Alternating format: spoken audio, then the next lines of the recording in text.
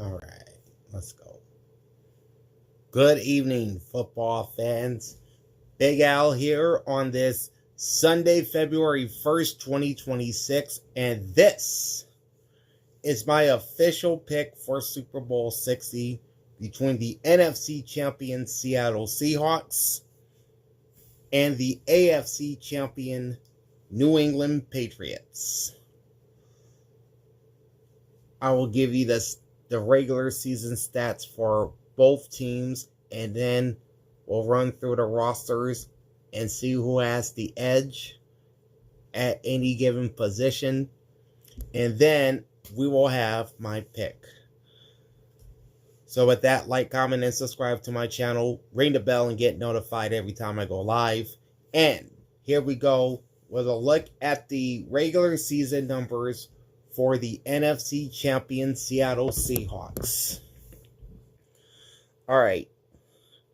On average, they scored, not on average, and actually they scored 483 points during the regular season, which is 28.4 points per game with 50 total touchdowns, while they allowed their opponents only 292 points, which is 17.2 points per game, and that led the NFL, and they only allowed 31 touchdowns.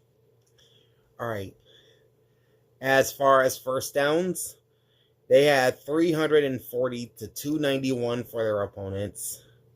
Rushing first downs were 125 for the Seahawks and 83 allowed, and 179 passing first downs to 176 allowed.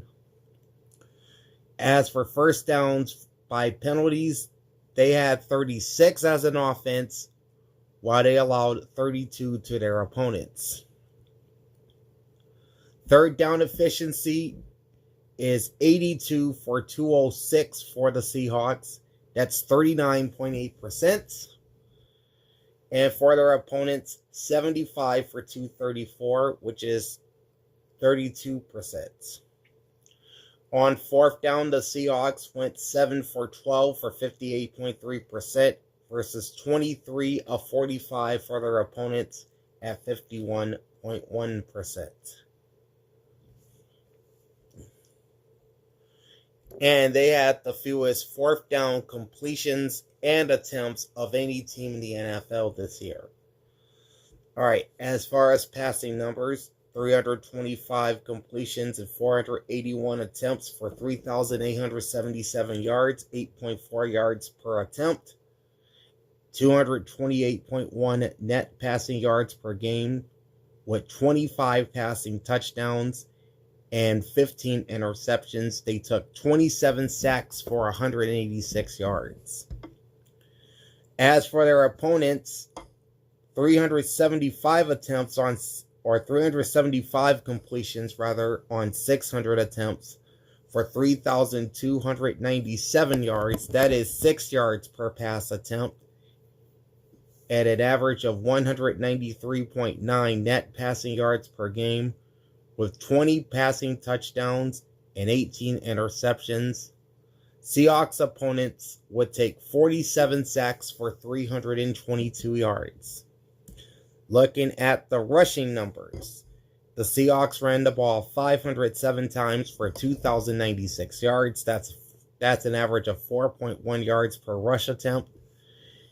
And they also averaged 123.3 rush yards per game, with 19 rushing touchdowns.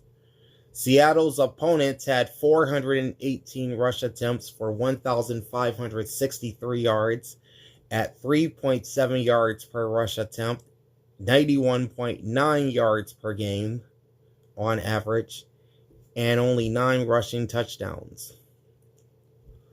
All right, the Seahawks offense ran a total of 1,015 plays for 6,159 yards. That's 362.3 yards per game. Defensively, they allowed 1,065 plays for 5,177 yards, an average of 304.8 yards per game. All right, looking at the returns for the Seahawks, they had 46 total kick returns for 1,287 yards, averaging 28 yards per return. Their opponents had 81 kick returns for 1,941 yards at 24 yards per return. The Seahawks had a total of 29 punt returns for 448 yards, average of 15.5. And their opponents had 19 punt returns for 295, an average of 15.4. The Seahawks would record 18 interceptions for 252 yards, an average of 14 yards per interception. Their opponents, 15 interceptions for 231 yards at 15.4 per interception. All right. Average net punt yards for the Seahawks is 43.3. That's 2,548 yards on 52 punts. Field goals, they were 41 for 48, and their touchback percentage is 17%. The opponents had 73 punts for 3,373 yards, an average of 39.5 yards per punt. They would convert 25 of 31 field goals against the Seahawks, and they had a touchback percentage of 26%. All right. The Seahawks had 100 penalties during the regular season for 793 yards. That's 46 yards per penalty.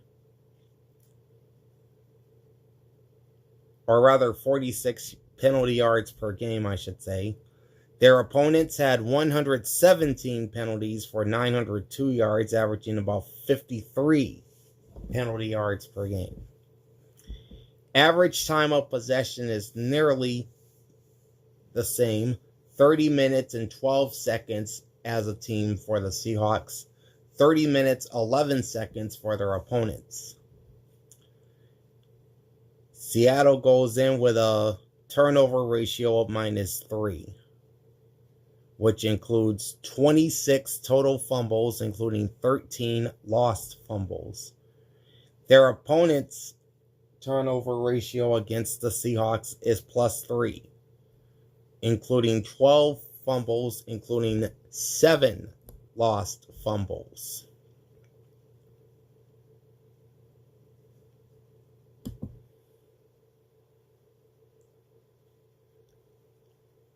I'm going to back out of this now. There we go. Hey, Cajun, what's up, man?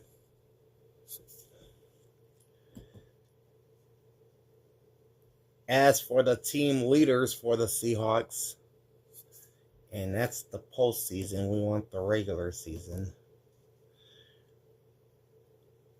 Okay, Sam Darnold had 4,048 passing yards. The leading rusher was Kenneth Walker with 1,027 yards. Jackson Smith and Jigba not only led the Seahawks, but led the entire league with 1,793 receiving yards. Ernest Jones had the most tackles on the team with 126. And Ernest Jones led the team with 5 interceptions. So that's a look at the Seahawks.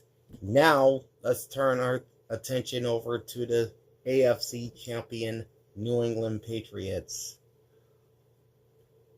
And these were their numbers during the regular season. All right, the leading passer, of course, was Drake May with 4,394 yards. Rookie Travion Henderson had 911 yards to lead the team in rushing. Stephon Diggs was the top receiver with 1,013 yards. Robert Spillane led the Patriots with 97 tackles. And Jalen Hawkins has the team lead in interceptions with 4. And now the team numbers for the New England Patriots during the regular season. They scored 490 points, averaging 28.8 points per game, with 57 total touchdowns. Their opponents scored 320 points, an average of 18.8 points per game. The Patriots as a team scored 57 touchdowns, while their opponents scored 37. Moving to first downs, New England had 360 to 302 for their opponents. Rushing first downs, the Patriots at 128 versus 104 for their opponents. Passing first downs are 206 for the Patriots and 171 for their opponents. First downs by penalty, their opponents hold a slight edge at 27 to 26.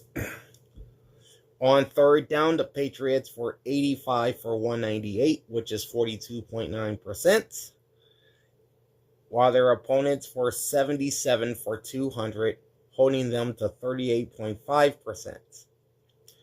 On fourth down, this was one of the best fourth down teams in the NFL during the regular season, 18 of 25 for 72%. Their opponents on fourth down were 10 for 30 for 33.3%.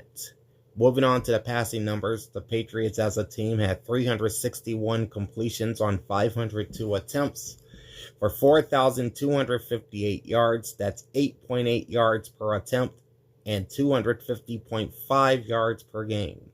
With 31 passing touchdowns and 8 interceptions, the Patriots did take a lot of sacks though, 48 for 201 yards.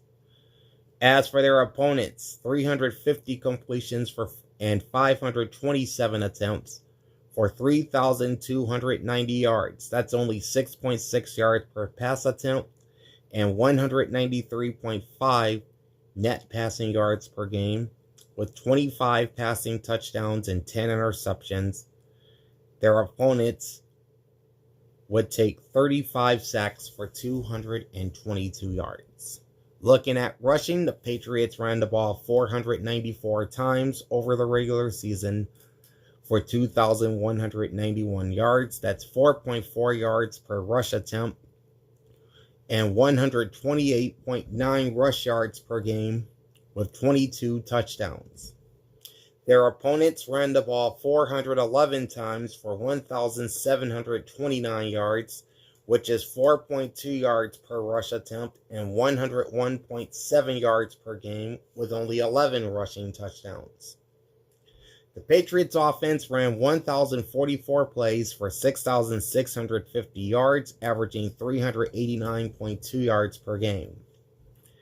Their opponents ran 973 plays for 5,241 yards, averaging 305.9 yards per game.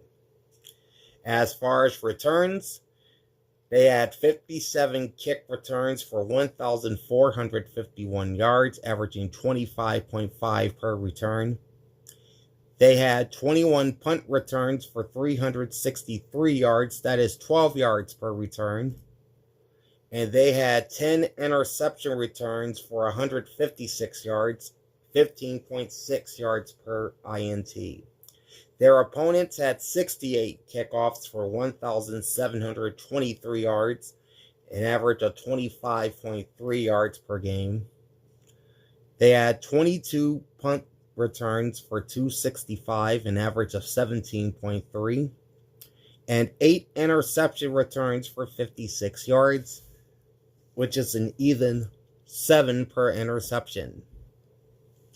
Kicking-wise, the New England Patriots had 51 punts for 2,416 yards, which is an average net of 42.2 punt yards per game.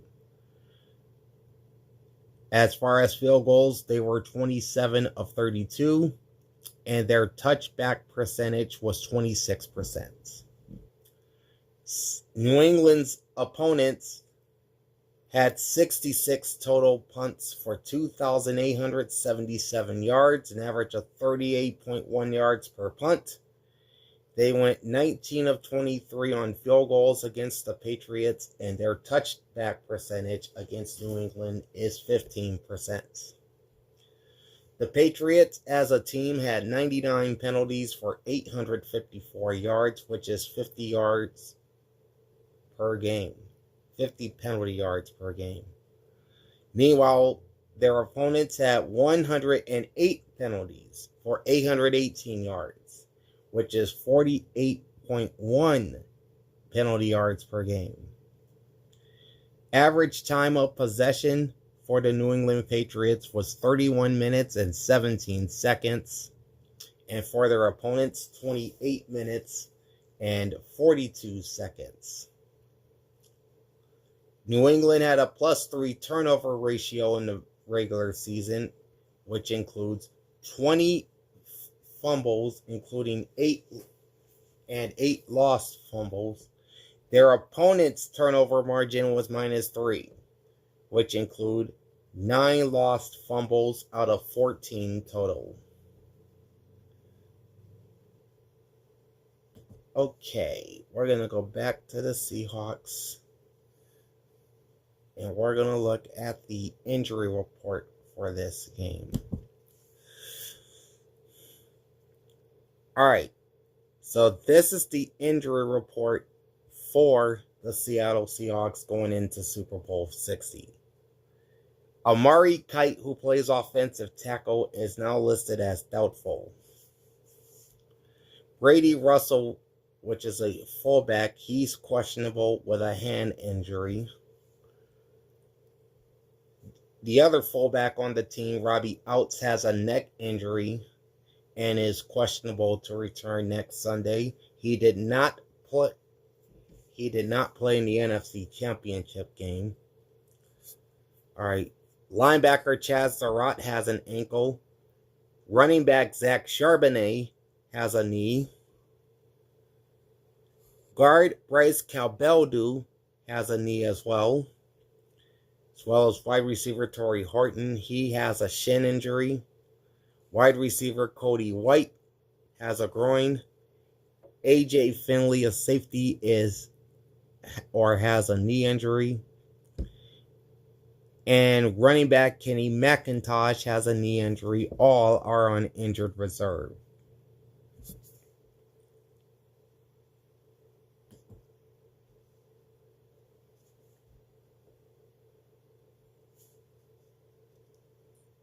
Now shifting over to the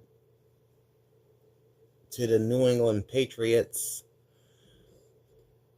You have 4 players questionable, including offensive tackle Morgan Moses. They did not disclose what the injury is. Tight end Hunter Henry is questionable. He's getting rest ahead of the Super Bowl, so we pretty much expect him to play, as well as linebackers Harold Landry III and Robert Spillane. Landry has a knee injury, and Spillane has an ankle, and both are listed as questionable. Also listed as questionable is wide receiver Mac Hollins with an abdomen.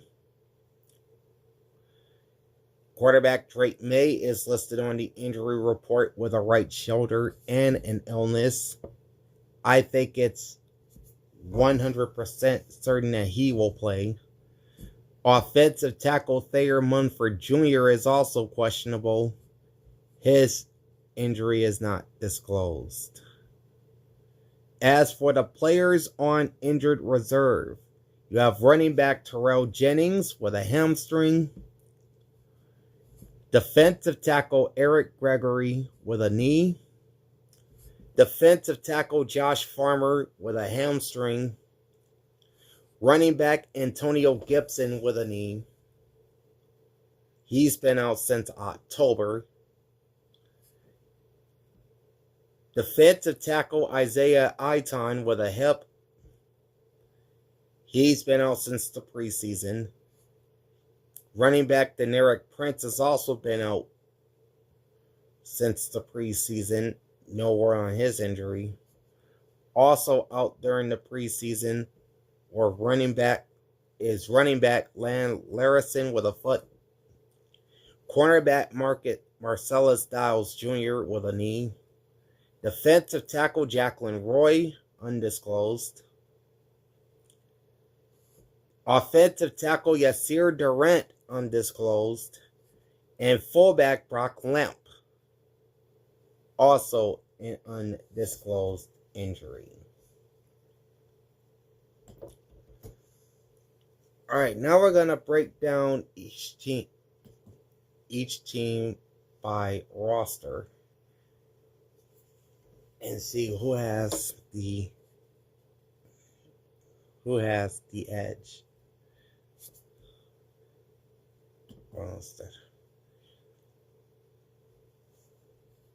Starting off with the quarterbacks, you have Drake May for the Patriots as the starter. Josh Dobbs is the backup, and Tommy DeVito is the third string.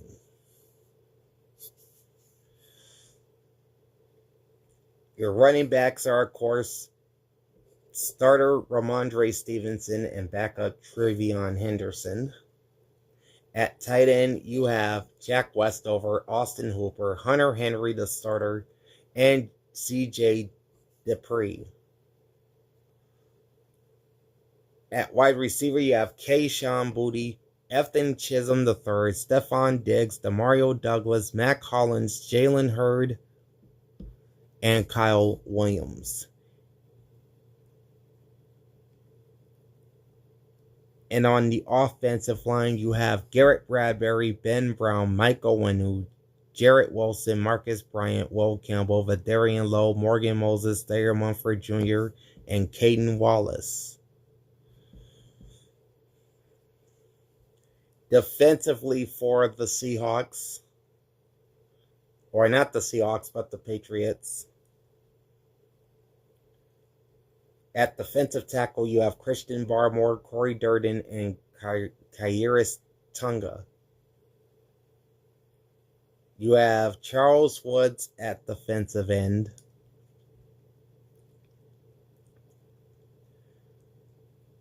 At linebackers, you have Clavon Chiasson, Christian Ellis, and Jack Gibbons, as well as Anthony Jennings, Harold Landry, Marte Mapu, Chad Muma, Elijah Ponder, Robert Spillane, Braden Swinson, and Jelani Tavai.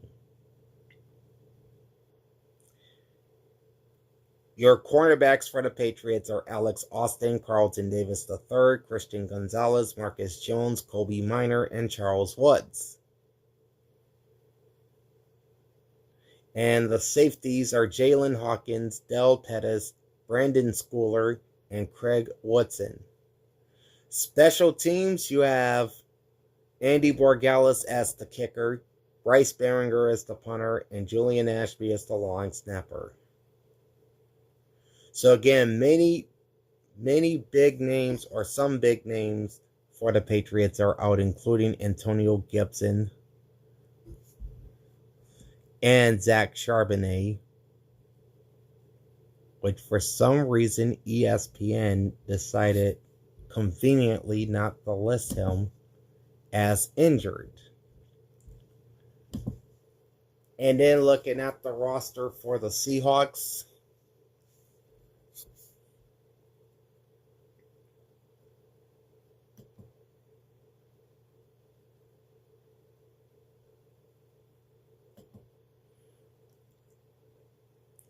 alright, the quarterbacks for Seattle include Sam Darnold, he's the starter.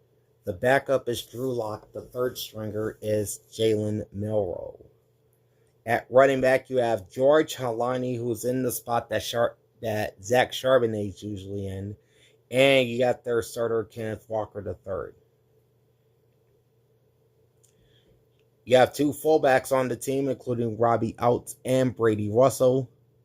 Both, you'd figure that both are expected to play next week.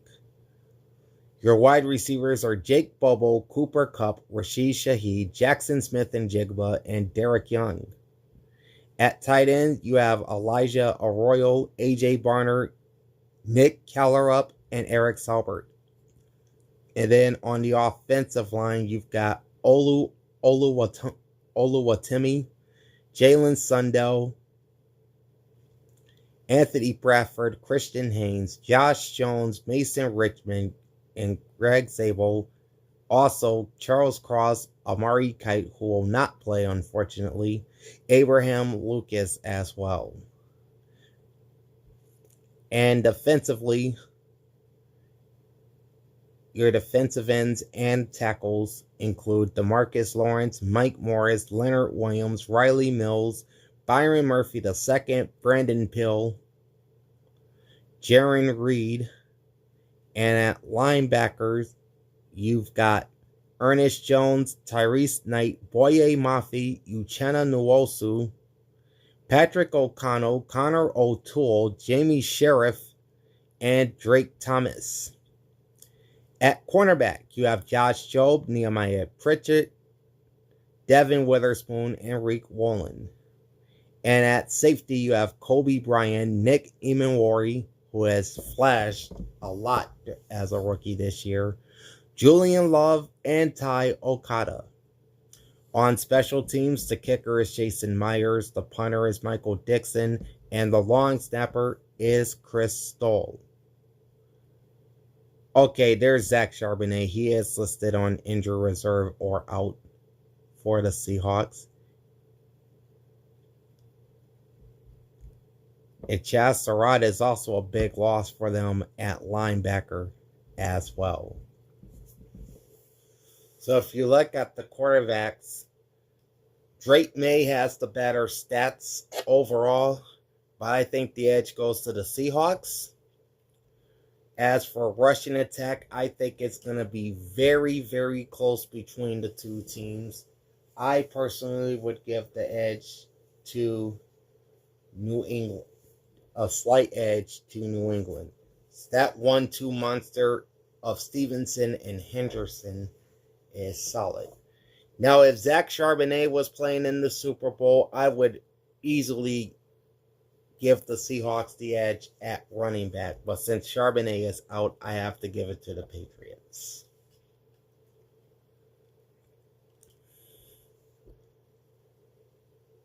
I think Seattle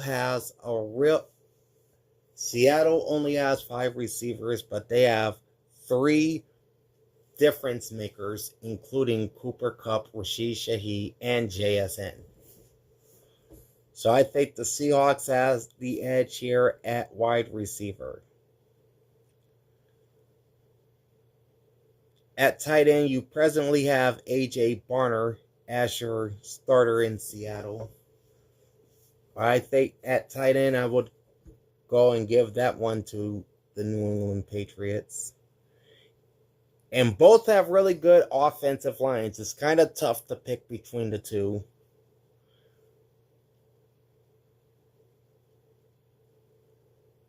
I think one key to winning a Super Bowl is you got to have an offensive line that can block your rushers. And I think both teams, as I said, are pretty good, but I think the slight edge goes to Seattle. Well, we're going to get you out of here, KBBBB.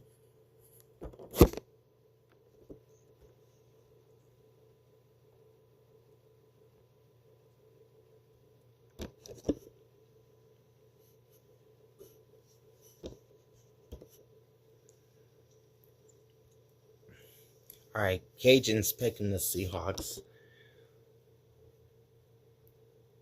But yeah, I think the edge goes to the Seahawks in terms of the offensive line.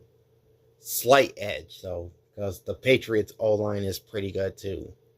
Defensively now, as for defensive tackles and linebackers, I got to give this to the Patriots.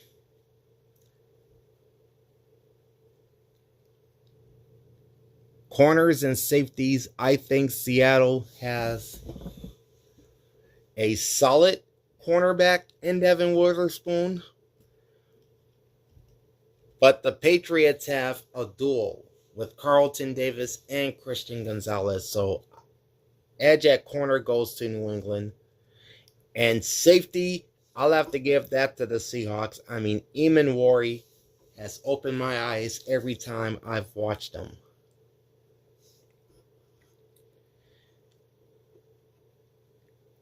And I think on special teams, it's going to go to the Seahawks based on experience. Jason Myers has been in the league for 11 years, and Michael Dixon has been in for 8.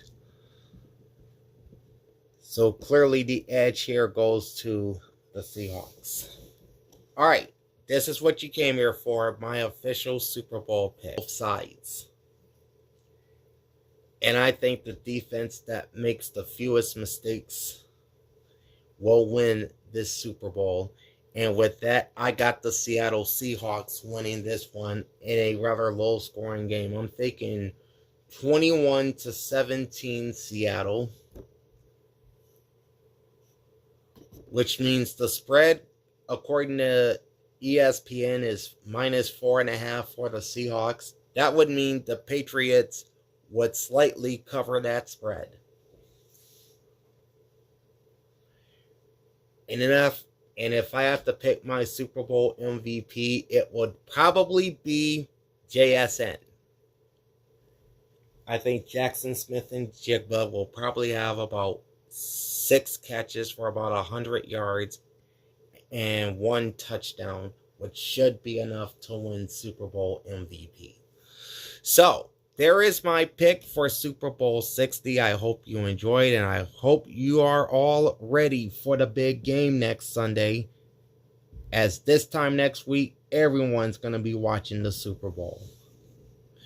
I want to give a big shout out to everyone that has joined me throughout this entire football season, and I can't wait to do it again come August when football season returns.